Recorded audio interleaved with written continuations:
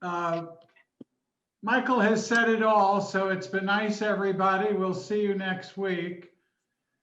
That was extraordinary. And I hope you publish that in Change Links and everywhere else. It is exactly what people need to hear this week. I'm about to introduce Eisha Mason, and Rabbi Susan Goldberg will be joining us shortly. I did want to set this in some context for ICUJP. It appears that ICUJP will continue its struggle under the third president of our existence. We were created and organized under the presidency of George Bush.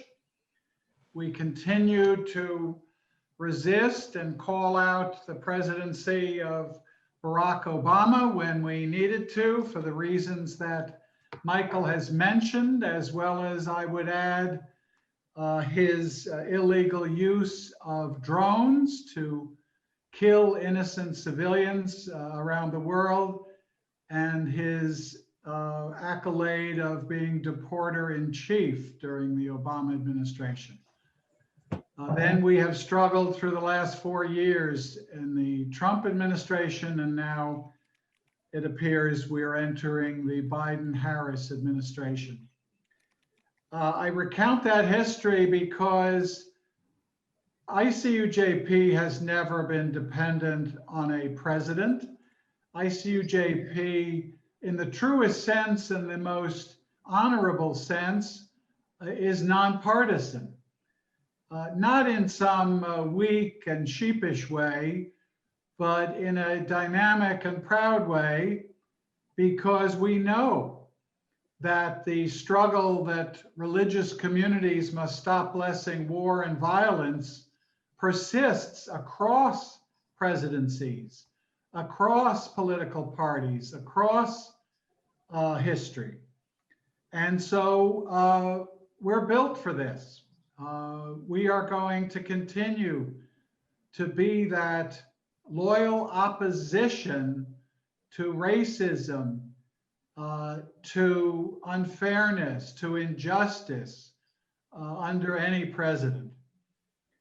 In that vein, several weeks ago, we conceived of the next 3 Fridays after Election Day being an opportunity to explore all of this together.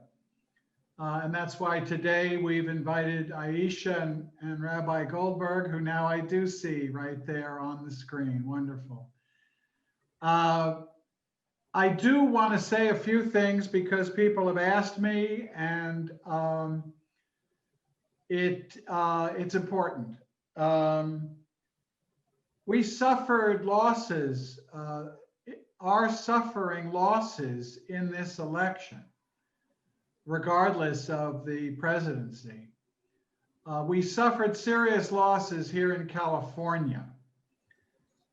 Dave Clennon asked me to run through the propositions. I may not do it all, but the losses are serious.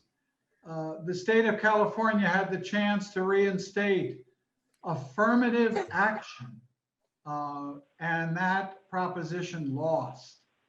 A majority of Californians rejected the opportunity to join over 42 states in allowing affirmative action in public hiring, education, and contracting.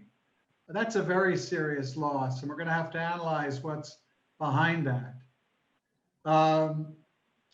We lost a wonderful proposition to allow 17-year-olds who are old enough to vote in primaries. And I'm saying lost in the sense that that's what the current count looks like. And even in California, there are still ballots being counted.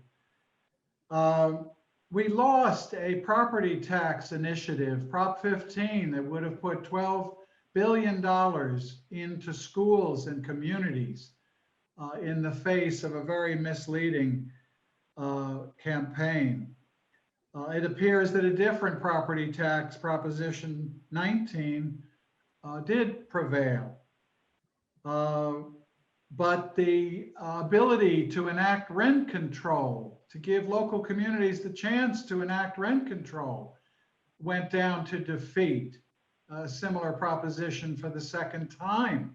The people of California, by a majority, not wanting to empower local communities to use rent control. But there is some hope. And ICUJP has always been based on acknowledging and being realistic about losses and setbacks in this struggle, but also celebrating victories. It appears that George Gascon is on his way to being elected as district attorney of this county by a serious majority of the votes. This is, for the local cause of justice, very important.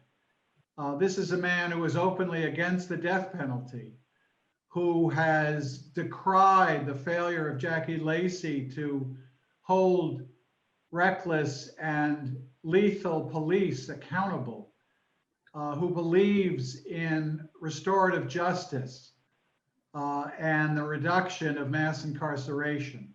I think George Gascon will be a revolutionary figure, at least a transitional and transformative figure for this county. We passed Proposition J, it appears, which will allow 10% of the county budget to track exactly what George Gascon is looking for and what so many of us are looking for, to use those funds to reduce mass incarceration and provide community alternatives. And there was a massive increase in the number of people who voted, young people who voted. We're going to have to retain on our election side of ICUJP's work. We're going to have to retain voters and sustain that movement. So that's the job that faces us. There is a process to certify the election. I want to be sure people understand that the states, through that disastrous electoral college, which Michael has already called out, born of slavery, persist in this country.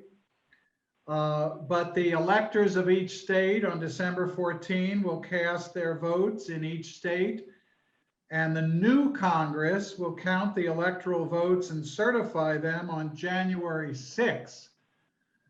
Now, I'm not going to convert this into another talk about the legal challenges that the Trump lawyers are presenting. They are manifest, and in many states, we're all going to have to track those lawsuits. I believe none of those lawsuits can affect the result in the election, but it will breed mischief in keeping the ball in the air and even going to the United States Supreme Court, where there is now a 6-3 conservative majority. There are legal theories I've talked about with some of you on KPFK and elsewhere that I'm very concerned that the conservative majority will resurrect legal theory that Rehnquist, Scalia, and Thomas offered in Bush v. Gore.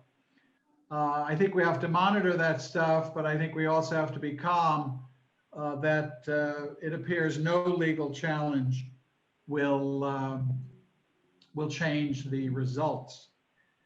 And the popular vote, it appears that if we had a popular vote in this country that decided the election, close to 4 million people have supported Joe Biden over President Trump. But as Time magazine says this week, Biden will govern in a Trump America. Biden will govern in a Trump America. And we've got to take that in. And that really means we've got to roll up our sleeves and do the kind of work ICUJP has been doing for close to 20 years. That's why we conceived of this next group of Fridays, as I turn to our speakers today. Today we'll be hearing from Rabbi Susan Goldberg and Eisha Mason. Next week, and I'm excited about this beyond limits, Greg Palast, investigative journalist and commentator, will join us next Friday, along with Colleen Flynn from the National Lawyers Guild. And finally, on November 20, Marjorie Cohen of the National Lawyers Guild, constitutional lawyer, and Andres Kwan of the ACLU of Southern California will speak. All of these programs are dynamic. We are flexible. We don't know what the world will present. Part of what we're going to talk about today is the reaction of people of faith in the streets, the resistance to efforts to steal the election, if you will, or undermine the legitimacy of the election. And there's going to be a lot of citizen and activism in these next several weeks. And then as we look ahead, we do not meet on the day after Thanksgiving. We do not meet on November 27th. And then we'll move into December. We're having a holiday party at the end of December, our first under Zoom. And we will then plan an agenda for the next year. We're going to have a retreat, a Zoom retreat in January, to bring us all together to talk about our future as an organization, holding up that banner that religious communities must stop blessing war and violence.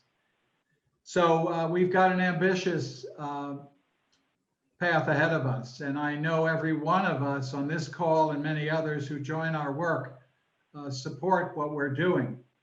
On January 11, we will have our closed Guantanamo event on Zoom to recognize the terrible shame of this country in perpetuating Guantanamo and ask the question, what is President-elect Joe Biden going to do about Guantanamo and all of the rest of it? So I'm grateful for you listening to my opening comments. And now I'm grateful to introduce our speakers. Each of our speakers are going to speak for 10 or 12 minutes from their own perspectives, and then we're eager to have a dialogue among all of us of questions, answers, and brief comments as we lead up to finishing around 9:20. I was so proud to be able to invite Rabbi Susan Goldberg today. Susan and I serve on the Bend the Arc Board of Directors. Susan is an extraordinary leader in Southern California. She's founding rabbi of Nefesh, a new open-hearted spiritual community on LA's East Side. She's a fourth-generation Angelino. Many of you know her father and her aunt. She comes from a family committed to justice and peace. And in addition to Bend the Arc, she serves and is active with Clergy and Laity United for Economic Justice and New Ground, a Muslim-Jewish partnership for change, which many of us helped create. I'm also going to introduce Eisha Mason, a wonderful friend to ICUJP, an early member and founder of the organization and honoree of ICUJP. Eisha is a transformational counselor and spiritual teacher and community facilitator and activist. She focuses on healing collective trauma of racism and building the beloved community as she writes and teaches and facilitates in spiritual and social justice spaces. She formerly served as Associate Regional Director of the West Region of the American Friends Service Committee, where many of us stood shoulder to shoulder with her on a whole range of justice issues. We're blessed to have both of these women with us this morning, and I will turn this over to Rabbi Susan. Good morning. It's lovely to be with you. I see a lot of old friends here. Hi, good morning. Good to see you.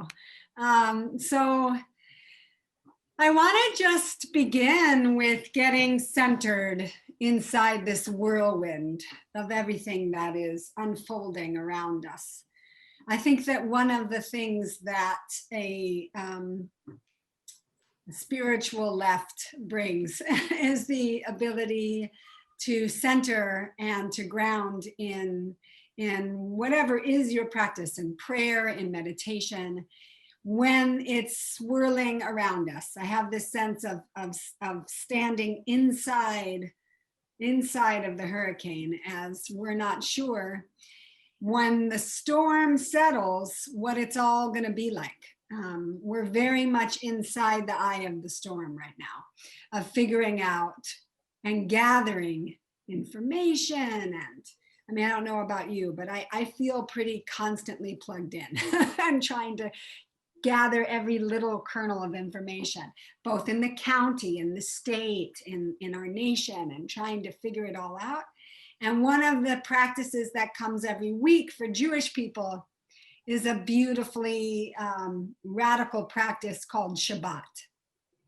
And on Shabbat, we step out of the marketplace. We say that there is more in our lives. And in fact, our lives are grounded in our deepest spiritual values. And that once a week time is not, as some people think, it's not a rest from the week. It's actually the part of the week that generates the week. It's the part that reminds us of who we are, where we connect to our deepest values, and we do so without urgency. So I'll say that again. One day a week to center in our deepest values, approached without urgency. Feeling we have all the time in the world, feeling all the wholeness of the world. 6 days to change and fix and make and build justice. And then we have to remember times to bring in the wholeness and the goodness. So I want to invite you right now to pick one of those values that you want to center in. I know we all have many values, but I want to put out some possibilities. And in the Jewish tradition, we call them the midot. Things like kindness, loving kindness, which we would call chesed, compassion, rachamim. You could center in justice, tzedek. You can center in shalom, wholeness, peace. You can center in savlanut, patience, soulful patience.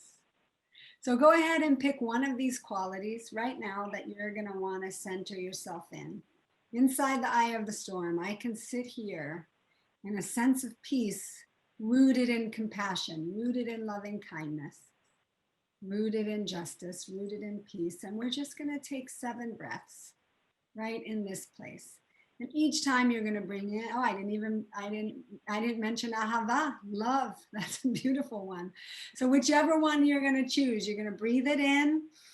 Inhale love, exhale love, or inhale compassion, exhale compassion. We're going to go ahead and do 7 breaths. Here we go.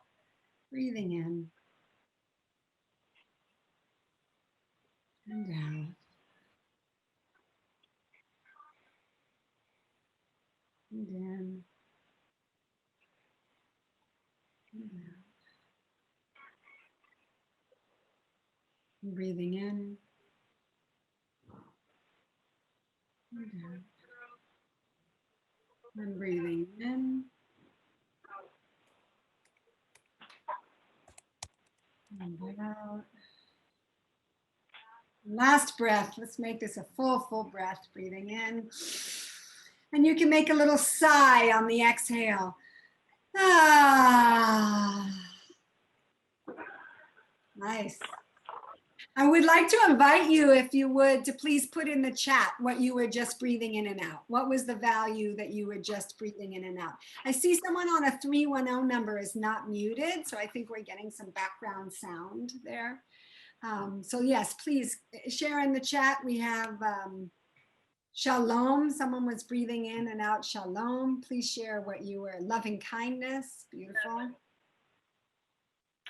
We'll keep those coming. Compassion.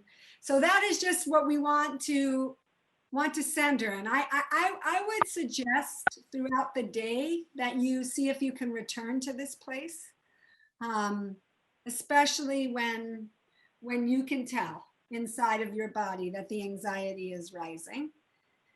Because no matter who is elected, no matter what happens locally and nationally, we have to stay rooted in our deepest values. Because, you know, it looks very positive for a Biden presidency. But we know that it doesn't mean that we stop fighting for justice. And when we have to remain rooted in compassion, in peace, and loving kindness, these values are deeper than any one individual, and they are deeper than any one campaign. And that's part of what the faith tradition brings to political organizing, is being rooted in profound spiritual truths that remain through the centuries and that will always remain. They are not shakable. They are the deep foundation of ancient traditions. They are shared across ancient traditions. Values like compassion and loving kindness and justice and forgiveness and mercy and grace. I mean, and we could just go on and on, right? These are our shared values that shape the world we want to build and shape how we want to treat each other. So I can tell you, as somebody who was raised inside of political movements, that part of my path to the rabbinate, one of my jokes is that I'm so aligned with my family that it took me many years to figure out how to rebel. And I rebelled by becoming a rabbi. But at this point, they're all supportive. But it was quite shocking, I think, to them that I would choose a spiritual path, because I would say that I think that my family is very spiritual. They believe in the power of the people to change the world, and I think that is a spiritual value. However, very not a part of any organized religion, and consciously so. So for me to have this path was one that came, I will tell you, rooted in deep appreciation for those in my life, especially in my childhood, who I witnessed moving towards political action from a place of their religious beliefs. And the group that I most saw that from were the radical Catholics, who were standing against the brutal dictatorships in Central America. And so to be witness to the actions of the nuns and priests, to be present at political actions that we were at, because my family was very involved in ending the wars in Central America and stopping the involvement of the United States in those wars. To see rooted in them this very spiritual connection to their political work was very meaningful to me, as was the fight to free South Africa and feeling the spirituality present in that fight. And so my path as one who is spiritually connected in the movement also is about how we treat each other. And as many of you know, sometimes political movements aren't the kindest place. They aren't places filled with loving kindness and shalom. And so part of what has been my path as well is to say that our internal spiritual work is three realms: internal spiritual work, relational work between each other, how we communicate and talk to each other, how we treat each other, and then how we build a world of justice and peace. That all three of those are important, And I'm not willing to be part of things that don't hold all three. And that I want it to always have an internal spiritual path, a relational path where people are thinking about how we treat each other, talk to each other, and then how we build the world. And those values in the Jewish tradition, we call them the midot, are at the center of that. So loving kindness is about myself. It's about how I relate to you, and it's about how I relate to the world. Same with compassion, same with tzedek, same with shalom. These three realms, always holding them. And sometimes in the midst of things, we lose one or we lose another, right? Sometimes in spiritual practice, people get so focused on their own inner life, they forget about the world. And that's problematic. And sometimes people get so focused on the world, they are not paying attention to how they're treating those inside their house or their good friends. And that's not okay. So I want to come to you from this space of being rooted in our deepest values, because I think in times of tremendous uncertainty, as we're going through with COVID right now, and with this election, and also with global peril to our planet, we need to really stay rooted in our values, because they are going to guide how all of this goes and our potential survival as a species on this planet.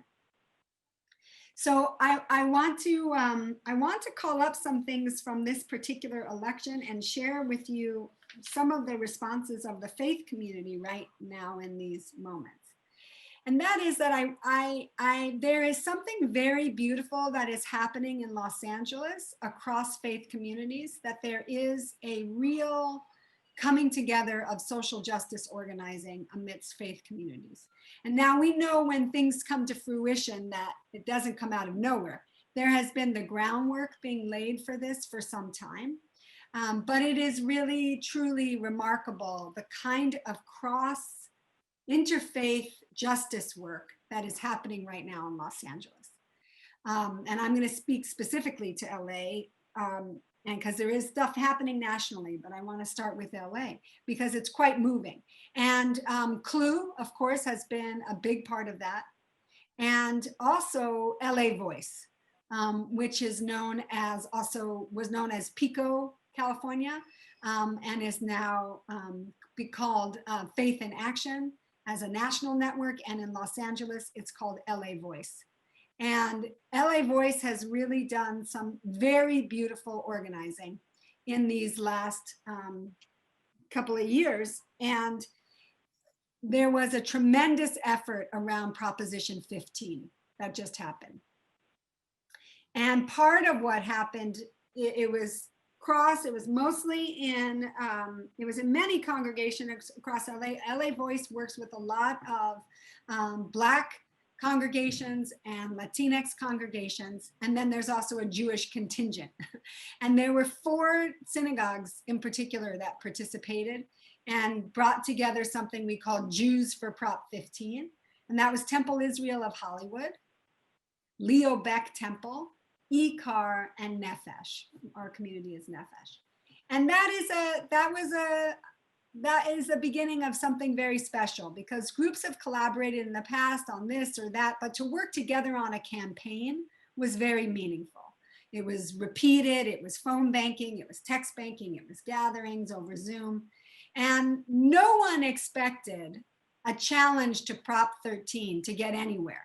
People were told it would not get anywhere.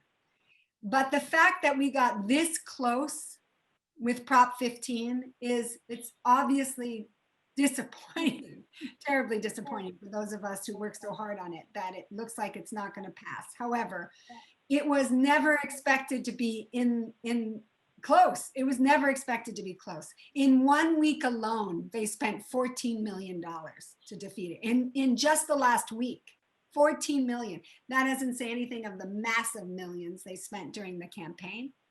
It was all about corporate, reshaping corporate tax and property tax. And I saw a commercial that straight up had a mom saying if Prop 15 passes, her cost of daycare would go up. Like, what? I have no idea what that was.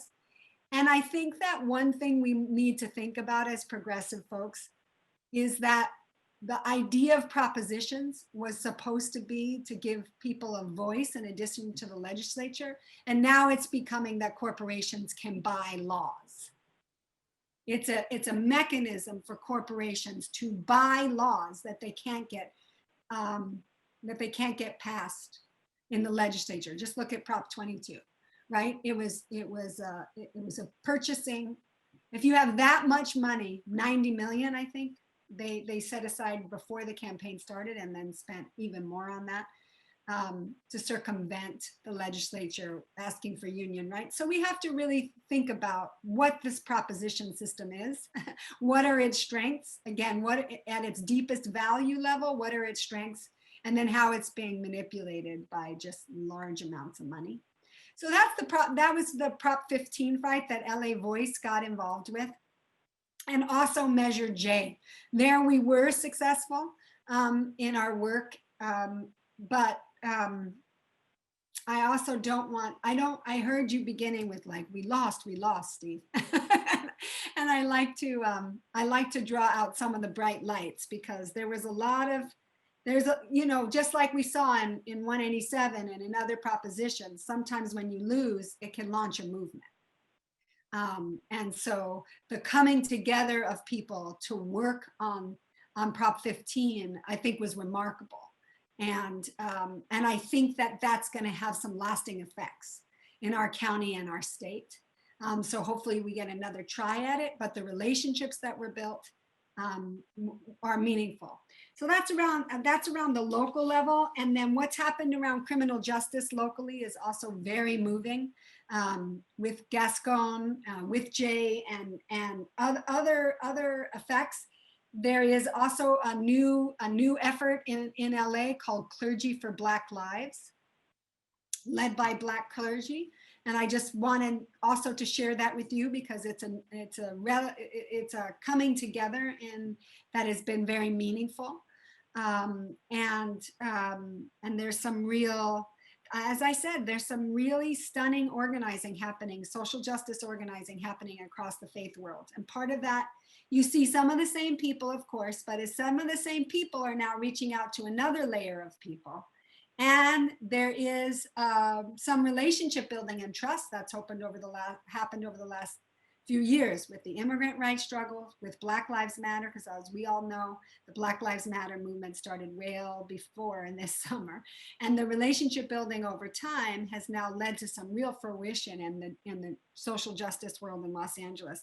I'm sharing about it with clergy in other cities who are asking about what we've been able to do in LA. So I think something very meaningful is happening here that will continue to grow.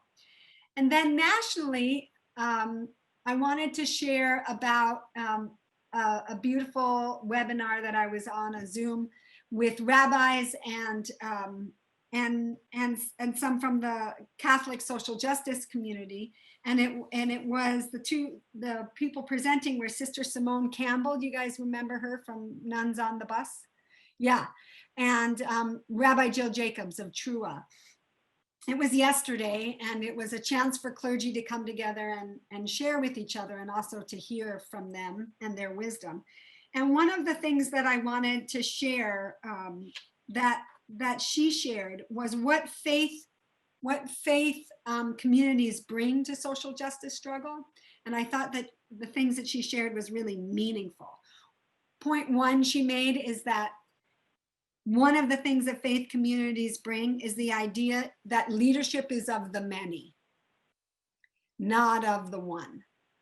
And that, of course, you need leaders here and there, but that part of what religious communities bring is the idea of the communal. And that communal leadership is where we are headed in this moment. And sometimes people go, oh, I wish there was just that singular leader. Oh, where's that singular leader who we can all point to? But that we're in a new moment of leadership. The Black Lives Matter movement, people call it leaderless, but in their language, it's leaderful. And that's a really important thing to think about, leaderful. And when I've been on the national calls for Black Lives Matter, it's been clear that there is a framework around the messaging, a framework around where things are headed and what the demands need to be, and a lot of room for people to step up with leadership for how the actual actions will be. And that model has allowed many actions to be happening simultaneously all around the country, and to really have this leaderful movement. So that's one thing she shared around leadership is the many. The other thing that she shared, which I already began with you today, is this idea of values being at the core of the work that we do, values being at the core of the work that we do. And this other piece, that faith communities help to make complexity normative. Faith communities help to make complexity normative. And I want to say that is such an important piece. So often we want to split into dualities. You're either with me or against me. You're in or out, right? And part of what a faith community can do is to hold multiple ideas at once. And this is central to my own teachings. I have what I call a non-binary spirituality, because a lot of what we see is people, especially in our culture, needing to say it's this or it's that. And part of what we see inside of spiritual traditions is like, well, what is this and that? And how do they live together and at once? And it's easy for us to be in this mind frame right now of splitting. There's those guys and us guys, right? And what is really important right now is to really think about how we connect with people who are different from, who have different political ideas than us. I'm not saying we compromise. This is when people go like, oh, you're telling us to give up our beliefs. I'm not saying we give up our beliefs. I'm saying we look to find out how we can have understanding of people who have different beliefs, because when it comes down to it, the basic human needs are there for healthcare, for meaningful work, for taking care of our families. And so her suggestion moving forward, the last piece I'll share that she shared, is this idea of when, the question was put out to her, what do we do now? She said two pieces: cross-community listening and community organizing. And that the community organizing comes from cross-community listening. So I feel optimistic. It might be because I always feel optimistic, although Tuesday night I had some moments of feeling like I was having trouble breathing. But I do feel optimistic because I think that the kind of organizing, now I was just sharing with you about organizing in the faith-based social justice movement, has been tremendous. And there's, of course, organizing way beyond just the faith-based social justice community that we've seen. I mean, I don't know about you. How many texts a day were you getting from organizations? How many phone calls were you getting? Just to be like, it was a tremendous. And every time I was like, thank you so much for calling me. I'm right there with you. Spend your energy on calling someone else. But I was so moved. And one of the places of bridging Bend the Arc is now doing some very important work in bridging the faith communities with the broader social justice movement. And so that is also exciting and is coming out of this work. And that's a next piece. I mean, people are already, the Prop 15 campaign was already very much in communication with what the faith communities were doing. But the idea that, like, for example, the Frontline Election Defenders were a large coalition of many different organizations across the country. And those also included organizations like Bend the Arc, and those coming from a specific faith-based community. So that's some words that I shared with you about where I think we are now. And for those who want to follow up about getting involved, if you're in a faith-based community or congregation, you want to learn about some of this stuff, happy to talk about it. And I know that Steve had some particular organizing opportunities to share from Bend the Arc. I'll tell you, I think you all know about this Saturday. Right? Yes, there's going to be gathering, a protest around counting all the votes. Are you all aware? Shake your head if you are. It's happening this Saturday, which always causes an interesting issue for Jewish people. I'll tell you, this is an ongoing thing for observant Jewish people because it is Shabbat. And so how to have our practice of Shabbat and be engaged. And it always comes up because Fridays, when I do a lot of interfaith organizing. So Fridays afternoons, there's Muslim prayer. Saturdays, the Sabbath, the Jews have to do something. Sundays, the Christians have what they're doing. So it's always like we need to find, like Wednesdays are awesome, right? Tuesdays, Wednesdays, good days. But nobody usually wants to do actions in the beginning of the week. So yeah, there'll be something great. Yeah, put this all into the chat.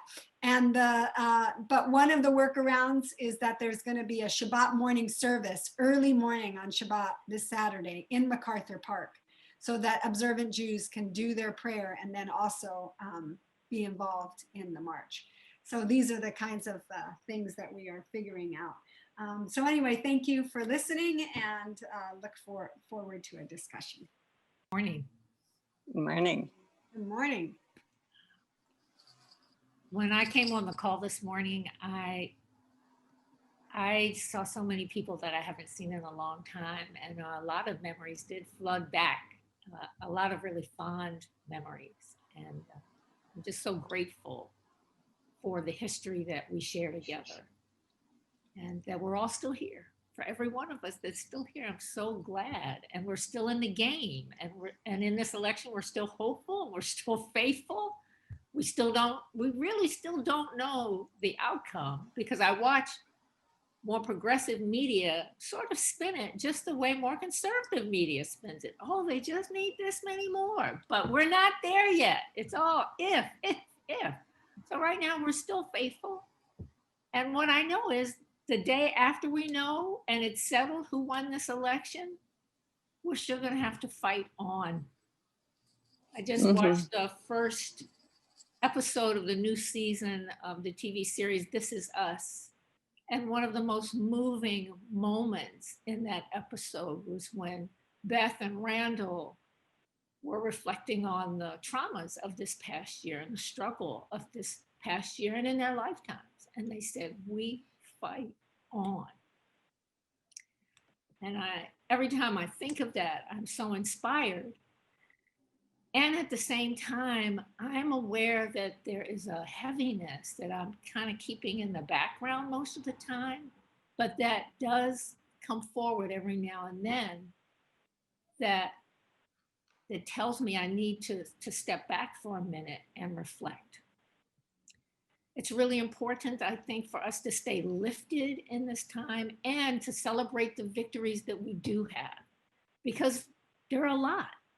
I appreciated how Rabbi Susan was saying, we didn't win all the propositions, but the magnitude of the organizing, the relationships that were built, the effectiveness of various strategies, that's all advancement of the cause. So it's important to celebrate that. And that in LA, we have a new district attorney. That's exciting. And when I realized how that came about, that's even more exciting for me. As Steve mentioned, more people turned out for this election than since 1908. At least that's what the research was telling me, 1908. So our job is to make sure those people don't go away. But the exciting thing is that they came out. And there were so many people involved in getting people out. So that lifts me. And I'm aware of there's something in my background that I know needs my attention.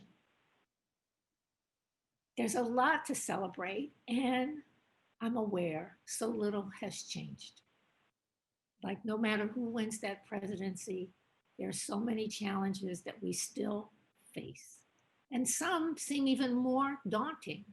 For me to look at that vote and that map and consider, wow, this country is a lot more racist than I had imagined, and much more patriarchal than I had imagined. That's kind of heavy. So there's much for us to do. And I realize it's not going to end soon. And probably it's not going to end in my lifetime. I was celebrating that I'm still in my joy of retiring from my job. And I did have this thought about, well, now I'm going to dabble in social justice, but it won't be like part of my everyday. I'm going to be able to take a break. But I realized I need to let that go. Like, as long as I'm on this planet, as long as I'm here, this will be part of my life. And it brings me a lot of joy. But I also need to keep it in balance because sometimes it tires me. I have been thinking a lot of this quote, and I hope I say his name properly, Rabbi Tarfon. Thank you. And he said, it's not your responsibility. It's not our responsibility to finish the work of perfecting the world. But we are not free to desist from it. We don't have to finish. We don't always have to succeed, but we must be committed and we must be engaged because that's our job. That's part of what it means to be here on earth. So I'm really just reflecting on that more at this particular moment. And at the same time, and I say that I'm speaking really to our community here in ICUJP because I know everyone here is someone who's really dedicated to justice. Is it okay for us to take a minute or a few minutes to reconnect with self? Is it okay for us to reconnect with our spiritual source? Do we have permission sometimes to rest? I realized I was a little irritated with myself that even though I was going to bed a little bit earlier, I was still sleeping just as many hours. And I needed to take a moment and say, thank you for letting me listen to this. You know, I'm pretty politically involved, so I'm like, yeah. So yeah. thank you. Is it okay to rest? I realize we're under a lot of stress. We are, it's in the atmosphere. There's the election, there's COVID, there's the economy, there's whatever is going on in our family. There's racism, there's. So maybe it's okay to have a little more rest. Maybe that's what I need to stay healthy. Do we have permission to do nothing for a little while? Like take an hour and stare out the window, watch the people go up and down the street and just be, because it looks like nothing, but it's not nothing. It's a highly creative space to be in when we kind of get out of the way of thinking, and let some other part of us do what it knows how to do. And that may be to regenerate, or that may be to create, but part of that process is that space of emptiness. Is it okay to take time to nourish ourselves on many levels?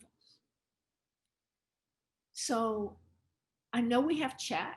I'm trusting that most people here can access the chat. And I'm inviting you to type into the chat ways in which you replenish your spirit, ways in which you take a break. And they're as varied as we are. I will say I don't have children, but in the last few years, I have a nephew. He's 7. He's one way I replenish my spirit. Because when I'm with him, I can't be about anything else but full attention on him. That's all there is. And he's not thinking about anything, of none of this, but what he likes to do, which is play. So some of us do yoga every morning. Thank you, Ashley. Some of us go, Rose, I'm with you on the walking.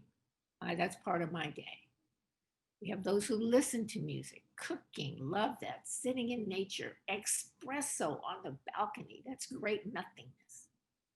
Please keep adding more in there. Some of us play music, some people listen to music, some of us watch beauty and by watching a concert or watching a play, because we still have access to that on TV or on Zoom.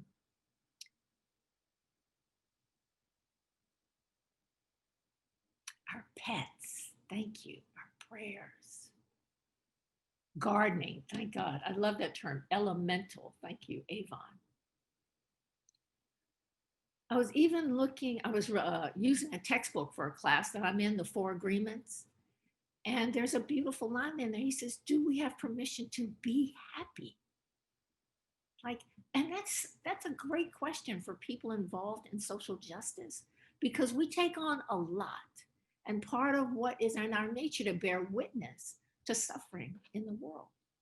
And at the same time, simultaneously, do we have space where we can be happy? Because that's regenerative and that is contagious. And I actually think loving and being happy and laughing and creating is magnetic. I think it's part of how we win. So what I'm thinking about a lot lately, what I'm needing to do a lot lately is to replenish myself and then go back into the game. Like I've put in about 2 months of nonstop go, go, go, go, go. And I have 2 weeks before a particular class is over. And then I'm going to take a break. Even if it's a weekend of nothing, take a break. We are committed to changing policy, but we're also committed to changing how we live, changing what is the norm and how we treat ourselves, what is the norm and how we treat each other, even what is the norm and how we treat our adversary. That's what nonviolence is all about. So I believe we can change policy and change how we live. We can support others and support ourselves. We can do both. And I believe, in fact, we must do both. So cultivating our wholeness, replenishing ourselves, staying healthy, finding joy, I think it's part of how we win. It's part of how we win because love is irresistible. It's irresistible. And I confess that in this last year, there are many times when I found it really hard to stay in the love, to feel loving. And yet, I realize I don't have to be perfect. I just have to keep practicing. I keep practicing loving. I was with us in a class last night, and one of the students said, and I told him I would quote him, his name is Gabe DeMello. He said, "We are the essential workers for love." We are the essential workers for love. And I just love that. I love that. Because it's essential. It's essential. And I really want to expand. I want to expand how we think and be to realize that's essential. So we have to continue to organize and we have to continue to mobilize because that's what love looks like. That's what I love Cornel West saying, justice is what love looks like in public. So we're obligated to do this because we do love. I also want to just share with you a poem by my brother, James Baldwin. I just love him so much. And I want to share his poem, and then I'm going to change the ending just a bit. He writes, "For nothing is fixed forever, forever, forever. It is not fixed. The earth is always shifting. The light is always changing. The sea does not cease to grind down rock. Generations do not cease to be born, and we are responsible to them because we are the only witnesses they have. The sea rises, the light fails, lovers cling to each other, and children cling to us. The moment we cease to hold each other, the moment we break faith with one another, the sea engulfs us and the light goes out. So what I would say is, generations do not cease to be born, and we are responsible to them because we are the only witnesses they have. We must hold each other. We must keep faith with each other because that is how the light continues to shine.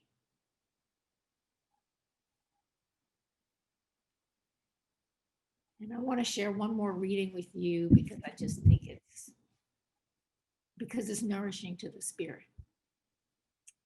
And this is the prayer for freedom from the Four Agreements. It's an excerpt. Today, Creator of the universe, we ask that you come to us and share with us a strong communion of love. We know that your real name is love. That to have a communion with you means to share the same vibration, the same frequency that you are, because you are the only thing that exists in the universe. Today, help us to be like you, to love life, to be life, to be love. Help us to love the way you love, with no conditions, no expectations, no obligations, without judgment. Help us to love everything you create unconditionally, especially other human beings, especially those who live around us. All our relatives and people whom we try so hard to love. Because when we reject them, we reject ourselves. And when we reject ourselves, we reject you. Help us to love others just the way they are with no conditions. Help us to accept them the way they are without judgment. Because if we judge them, we find them guilty, we blame them, and we have need to punish them. Today, clean our hearts of any emotional poison that we have. Free our minds from any judgment so that we can live in complete peace and love. Today is a very special day. Today, we open our hearts to love again so that we can tell each other, I love you without fear, and really mean it. Today, we offer ourselves to you. Come to us. Use our voices, use our hands, use our eyes, use our hearts to share ourselves in a communion of love with everyone. Help us to be just like you are. Thank you for everything, especially for the freedom to be who we really are. Amen. Ashe. And so it is. Thank you. Thank you, Aisha. That's so amazing. Would you send to our group list the links to those poems? Yeah. And also the quote from the Jewish leader that you quoted earlier, just send it to us. Yeah. Right, that was beautiful. And also, would you finish us off today with a prayer, a closing prayer at the end of our day together? Yes. Okay, great. All right, we open it up to those of you who have experiences you want to share. And let's see, should I see hands up? There are two hands raised in the participants Oh, I list. see it. Rick, and then Dave. I just wanted to say to Rabbi Goldberg and Aisha, thank you very much for the centering words. I think for me it's been very much needed because I am a person that's still dealing with how to deal with my anger, and it's not just political stuff. It's stuff that goes back a while, and it was very hard for me. It's been very hard for me to see compassion for people who do not necessarily see compassion for me solely because of the amount of melanin in my skin or whatever's superficial reason there might be. So I've been finding that coming back to this group and being able to do that has been something that helps me set the work up day after day to see a new perspective on that kind of thing. It's funny because sometimes last week I had this thought that when I was listening to something, it was that quote from The Godfather that you guys keep pulling me back in, and it feels like that. It feels like they're there for a long time because I've been here. There's a lot of unresolved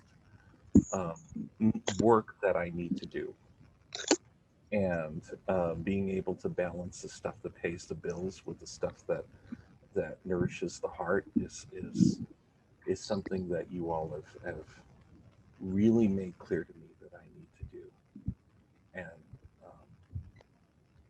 there's time to talk about how the political landscape changes. There's time to talk about a compassionate and considered response to what's going to be happening in the next few months too, because there's probably going to be 2 open Senate seats that need to be dealt with in Georgia.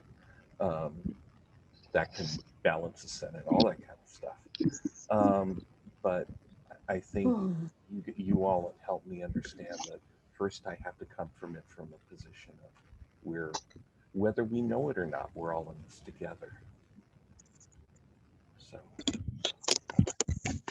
thank you very much for being my support the last few months. Dr. Ruby needs to mute. Yeah. There we go. Dave and then Ruby. Dave? Hi. Yes. Can you hear me, Carol Francis? Yeah. Carol Francis? Yes, I can. Okay. We can. All right. Yes. All right. Thank you. We hear you. Okay. I wanted to address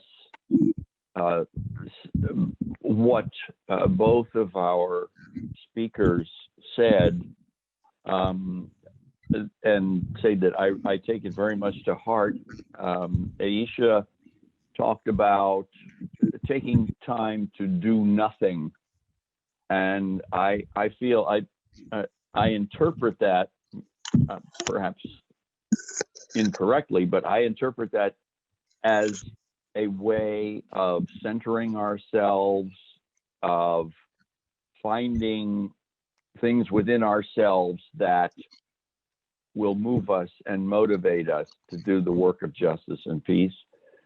And I appreciated what Susan said about Shabbat, about that one very special day of the week and how it can drive the other 6 days of the week. So I want to do something that at the moment feels trivial, But I want to recommend to people, if you have time and if you have the interest, I want to recommend a movie which is available online, available for streaming. It's called We Are Many. We Are Many. It's a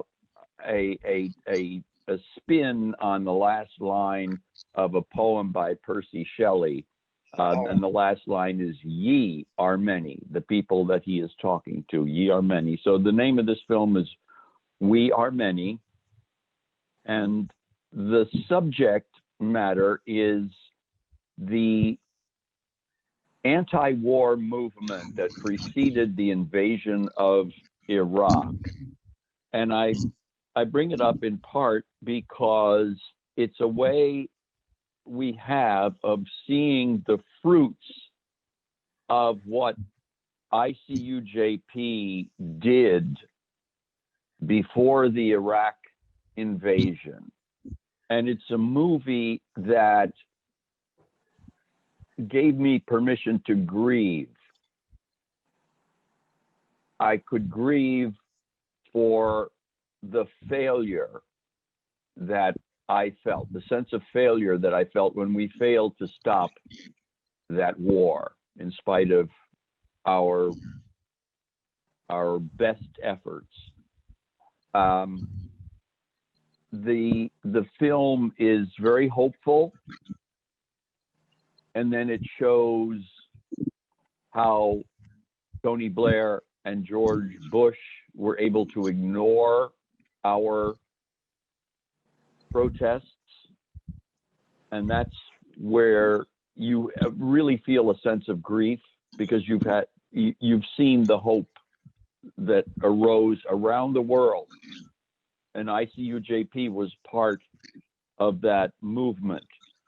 But it also then allows us to celebrate what happened after the invasion of Iraq, that there were real fruits that came to us partially as a result of all of the effort and all of the organizing and all of the energy that we put into preventing that war.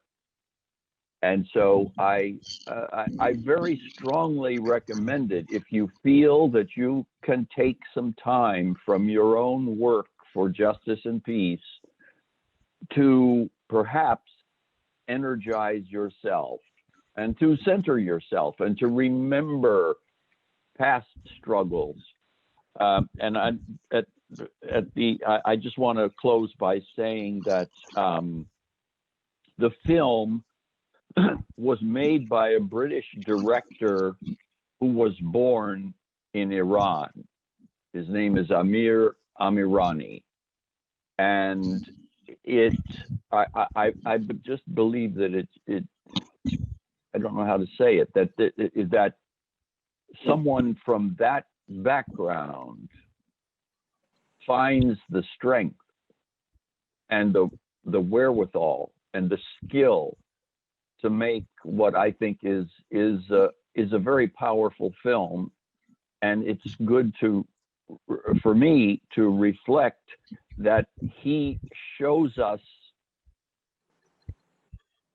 the power of the movement around the world, and in particular in the Muslim world. So that's it. I will enter a link in the chat.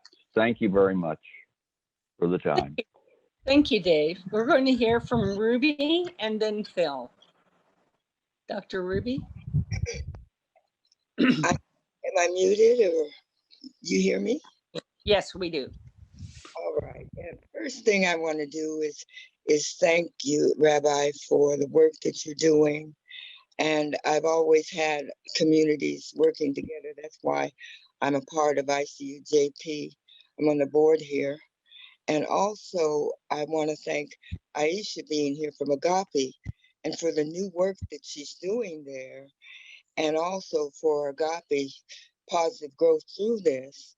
And I want to say this about Aisha. We have been together for many, many years, and she does have a lot of children, even though they didn't physically come from her body. But we used to work at youth camps together, and also with Reverend Lawson many years ago when he had started his organization, who he was also a part of ICUJP coming together. So even it's like the piece that each one of you have brought for a new teaching, which is also an old teaching, but it's here to give us all what we have to do is just breathing, within our thoughts and just passing this to the world. So I just want to say I'm just grateful being a part of this work, this ministry, and for both of you and the work that you're doing. I commend you. And I pass. All right. Thank you. Phil?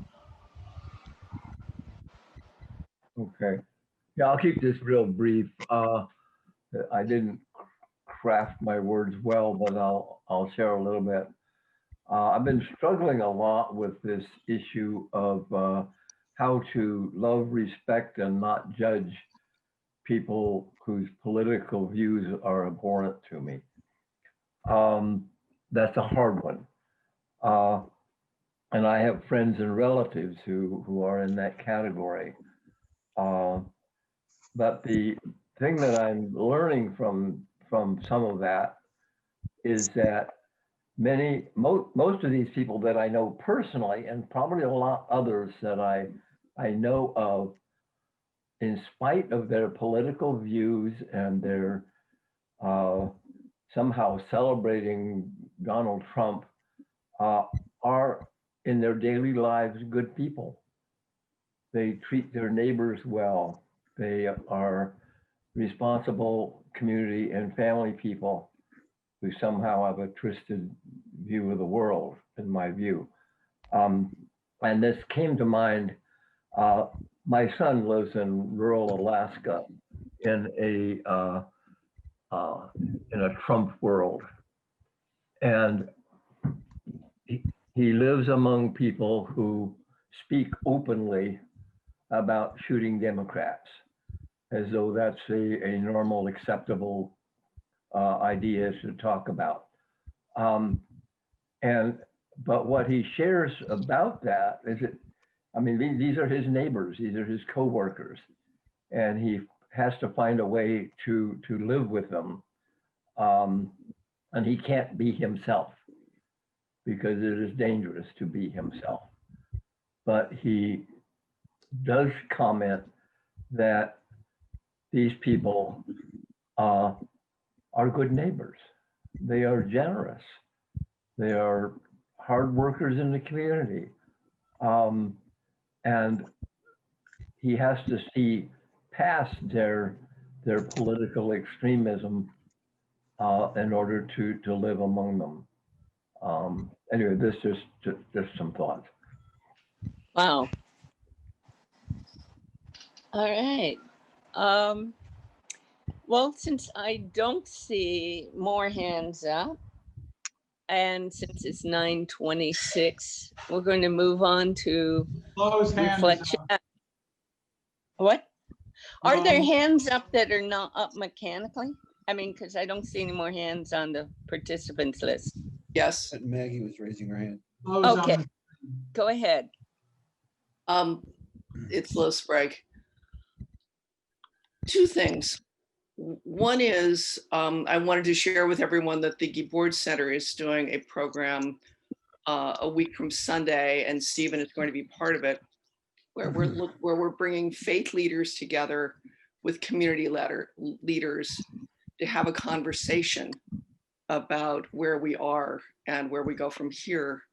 But first, we're going to spend some time across faiths, because the Goldberg Center is, as you probably know, an interfaith organization, anchoring ourselves in our different faiths and doing some time with some healing together.